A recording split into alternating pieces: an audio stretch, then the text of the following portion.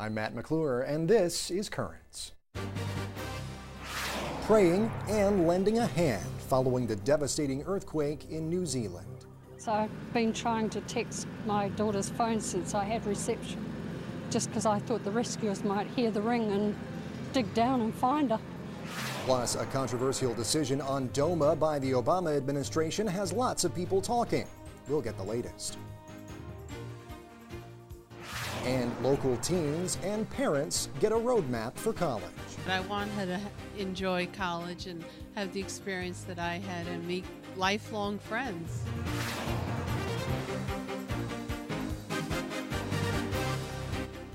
Well, good evening. Thanks so much for joining us tonight. In the aftermath of the devastating earthquake that rocked Christchurch, New Zealand's second largest city, 150 people are feared dead and scores are believed to still be buried beneath the rubble. Described as New Zealand's darkest day by its Prime Minister, the world has come to Christchurch's aid with international rescue teams and messages of solidarity and hope pouring in. That includes a prayer from Pope Benedict today.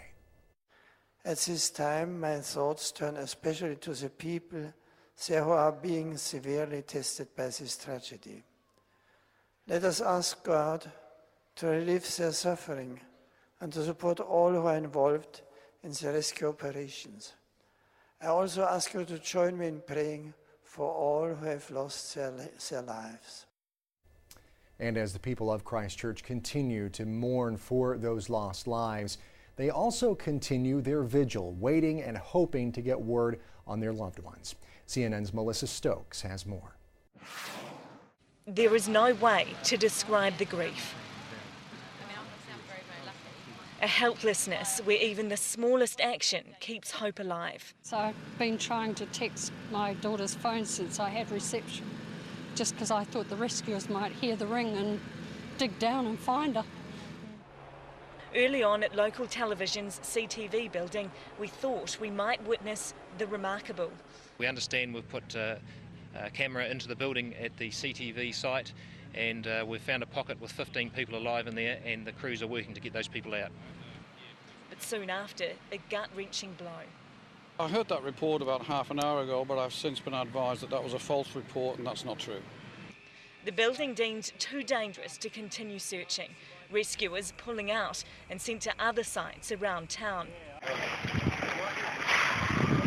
Already there have been astounding survival stories. This AmCam shows ordinary Cantabrians doing the extraordinary, pulling out survivors from the mangled wreck of a bus. But the roll call of the dead is growing. A temporary morgue has been set up 30 minutes out of town at the Burnham military camp. And the Papanui police station is doubling as the waiting room for families of the missing. We'll be assigning officers to liaise with specific families who are missing their loved ones. At Christchurch Hospital, they're preparing for an influx of the injured. Already, more than 200 patients have major trauma. Intensive care specialists are flying in from around the country. 30 army medics have joined doctors on the ground. The sort of traumas there are major crush injuries, a lot of broken bones, spinal injuries, and some head and neck trauma as well. And over the night, a couple of amputations done in the field have come through as well. There's no room for some patients. This pregnant woman airlifted out along with babies in incubators. Everywhere you turn in the central city, you're faced with evidence of the earthquake's massive power. How long this will go on for, no one can predict. We've asked people to stay at home as much as they can or get involved at a grassroots local level with their neighbours and their communities, but not to do a lot of cross-city travel. Many want to leave altogether. Chaos at Christchurch Airport. The relief for this woman plain to see when she landed at her Auckland destination. For those who can't leave, the damaged water supply is going to be a major problem in the coming days. Tankers are on their way from the North Island. Across the city, we're still no further ahead with our resupply or repair of our water structures. We've got the 6 tanker stations up. We're putting more stations out across the city. By the end of the day, I hope that we've got another half dozen locations in Christchurch where we can have tankered water available to you. She's only young. For many, like Aaron, nothing matters except that his mother could still be alive. Just the coolest moment. Such a devastating situation there. That report from CNN's Melissa Stokes. Well, stay tuned. There is much more currents coming your way. The Obama administration decides to stop defending the Defense of Marriage Act. That story and the rest of the day's headlines next.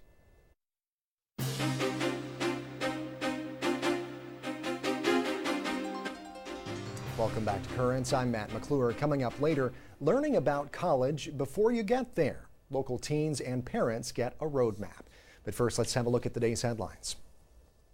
A stunning reversal today as the Obama administration says it will no longer defend the Defense of Marriage Act, or DOMA, which defines marriage as between one man and one woman.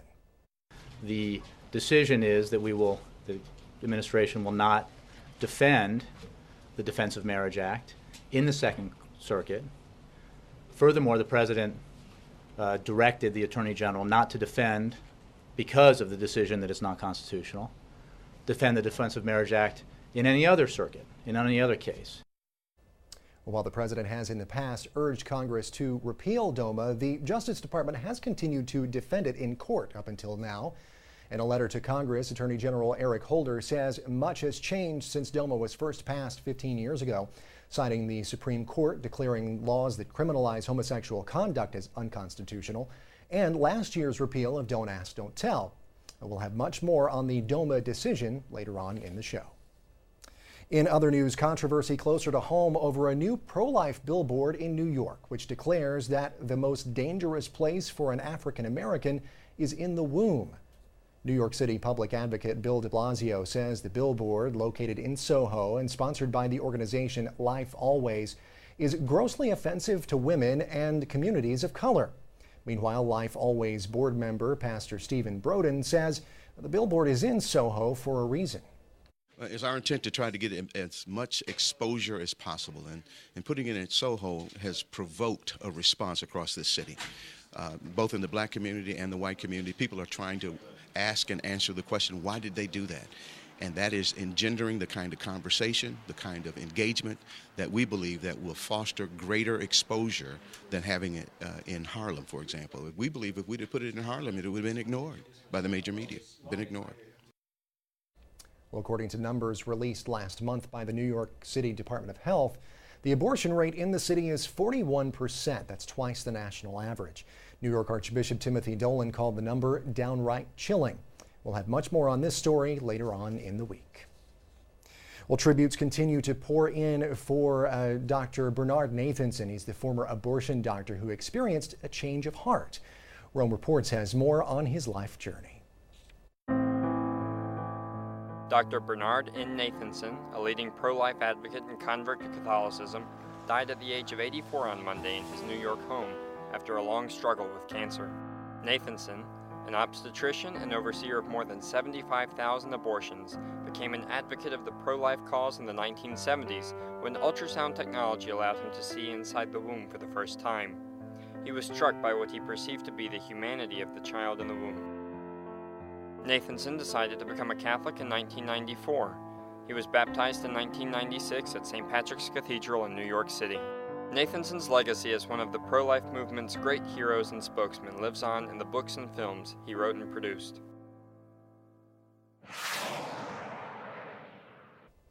Archbishop Timothy Dolan will celebrate Nathanson's funeral mass at St. Patrick's Cathedral on Monday. Elsewhere in New York, Governor Andrew Cuomo may have something besides the budget to worry about after a Vatican consultant says the governor, who is Catholic, should not receive communion.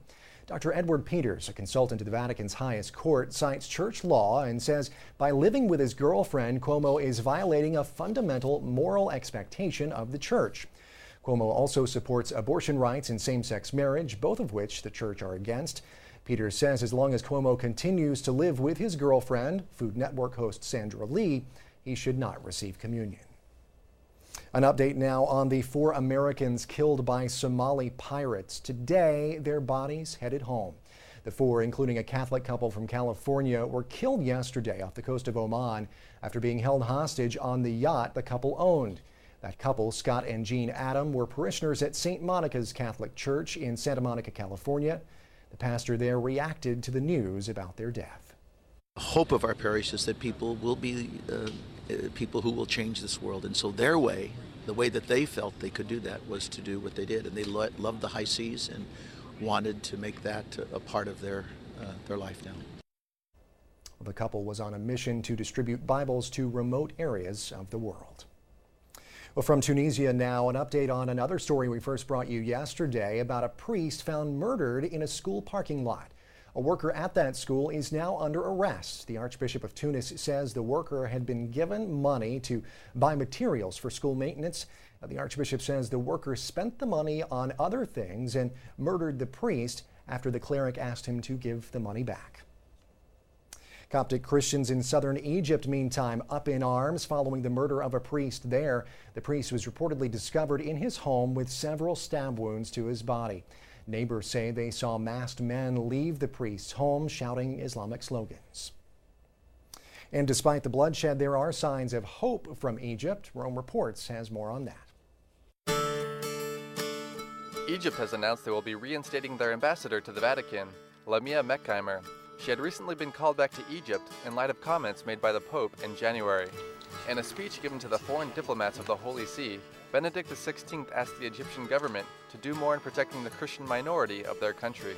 In response, Egypt said these remarks were an unacceptable interference in its domestic affairs and recalled the ambassador. Egypt's foreign ministry has now decided to send their ambassador back to Rome after receiving positive messages from Vatican officials.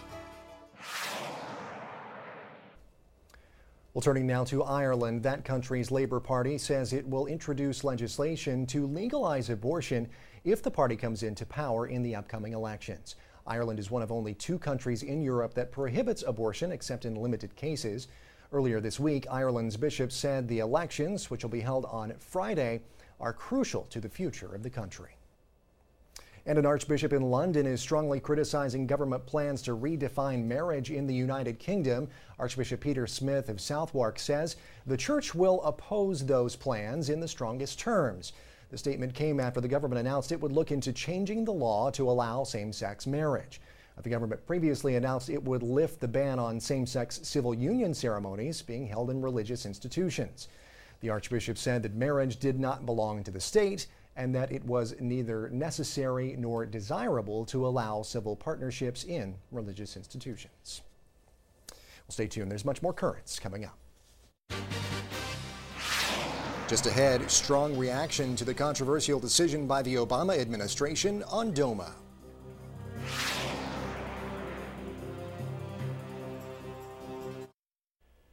Welcome back.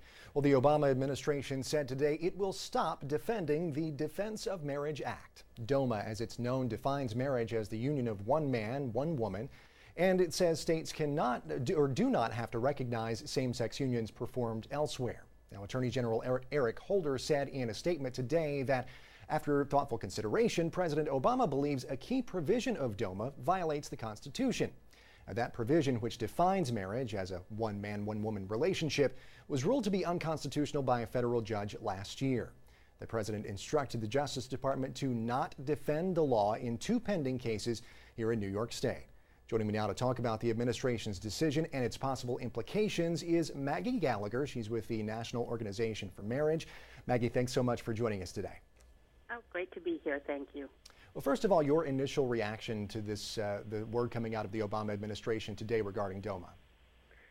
Well, I think this is an extraordinary, truly stunning, and basically extra constitutional end run around the democratic process. What President Obama did is not just refuse to defend the law, which is always deeply problematic, especially since no Supreme Court has ever suggested, and in fact controlling precedent would strongly uphold that the law is in fact constitutional.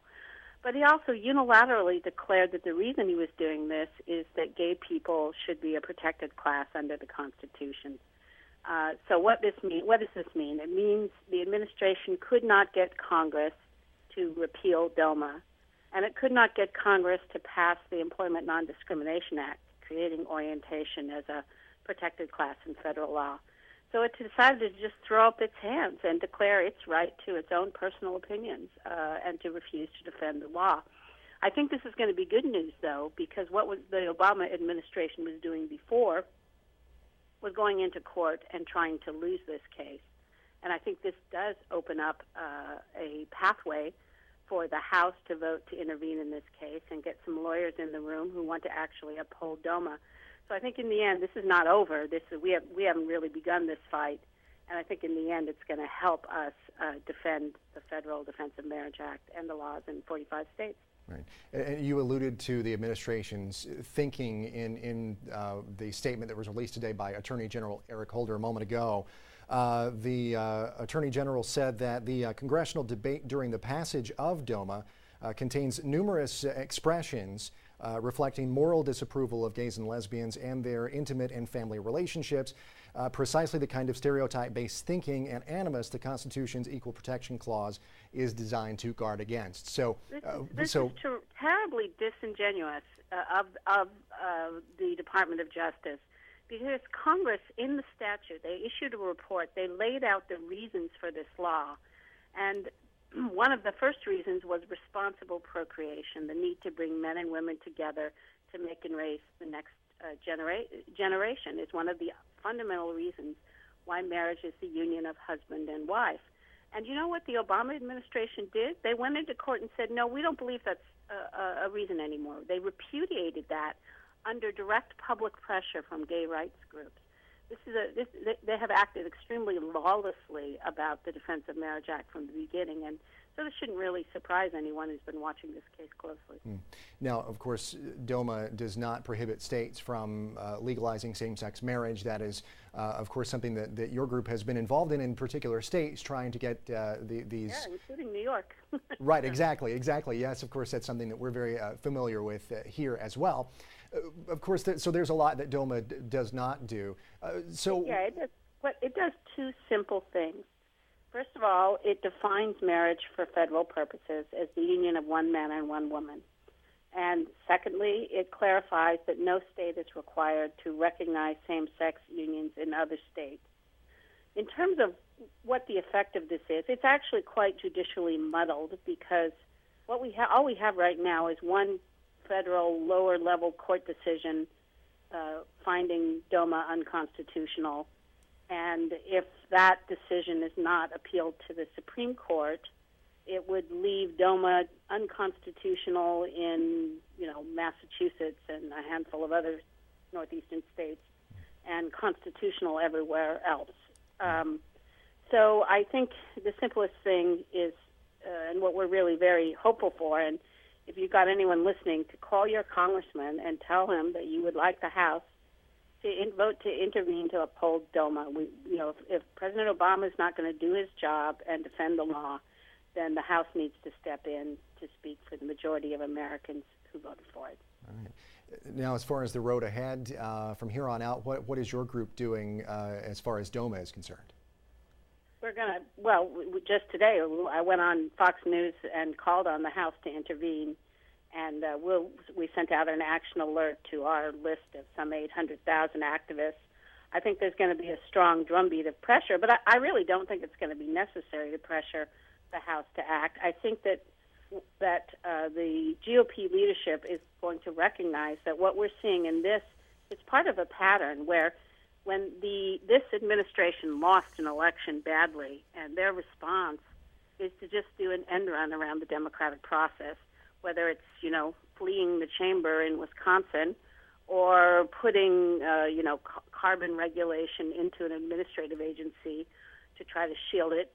They're trying to get things that cannot pass through Congress done by their own unilateral power. And that's really, people who are not answerable either to the courts or to Congress. I don't know what you would call a president like that, but it certainly isn't the way a president is supposed to act in a constitutional democracy, in my views.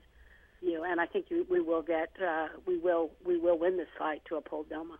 All right. Well, Maggie Gallagher, thank you so much for joining us today, National Organization for Marriage. Really appreciate your time. Thank you. Take care. Hey, can I give out my website if people want to join? Sure, absolutely. Come and sign up at nationformarriage.org to get the latest battle updates. All right. Thanks, Maggie. We really appreciate it. Take care. Bye-bye. Stay tuned. There's much more Currents coming up. Well, finally tonight, a trip down memory lane for some and a look into the future for others. Applying to college is an almost universal experience, and it is almost universally an experience that generates more questions than answers. It can seem that way anyway. Whether you're the parent or the college grad to be, as you wade through the endless college application forms, lose sleep over the all-important essay, or puzzle over a FAFSA form, do you ever find yourself wishing that you had a roadmap to college? Well, the Queen of Angels Young Adult Group hosted a college talk this past Sunday and provided some unseasoned parents and teens with the ABCs to a higher degree and helped put them on the right path to college. Of course, we sent our cameras to check it out. We saw a need in the community of students who wanted to go to college and just didn't have the information that they needed to know in order to, about financial aid, what the process is to get into college, essays. The church community saw a need to help the community at large on finding information for college. Welcome parents and guests.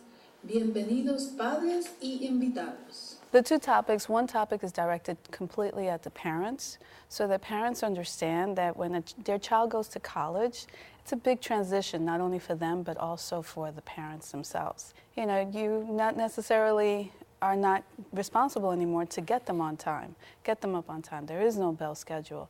And not to be what we call the helicopter parent, and to be a supportive parent, because now your child is transitioning into adulthood. So that's the presentation for the parents. Then there's a presentation directed at both the parents and the student regarding financial aid. For scholarships, visit the scholarship website and look at the deadline. Look for it this year, especially if the student is a junior. Look this year and see if the deadline is November 1st. You can get a jump start. A lot of times why people miss out on opportunities because they miss the deadline. If you're a merit-based student, meaning your grades are great, most colleges are able to offer some sort of institutional help. But the schools with most of the money to do that aren't the city universities or the state universities, they're the private institutions. The caveat is that private institutions are way more expensive. If you attend City University of New York, where it's much more affordable, and you have pretty much, you're at the lower part of the poverty level, then you're able to most likely pay with school with government grants and state grants without taking a loan. But that's far and few between. Most people have to take some form of a loan. The decision that you make of where you're going to attend and how much it costs can influence your repayment plan for 10 to 20 years, because that's how long sometimes it takes to repay your loans. The SEOG grant is $4,000, and then there's work study. It's very helpful because I really didn't know how I was going to apply for financial aid. I didn't know if I was qualified or anything, or what kind of aid I can get. I want her to enjoy college and have the experience that I had and meet lifelong friends. Always give yourself options.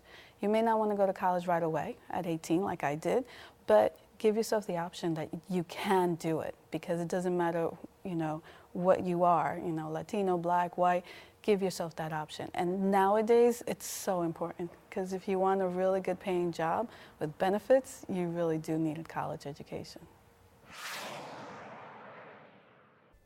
It's great to have an informational forum like that. I actually kind of wish they had those when I was applying to colleges several years back.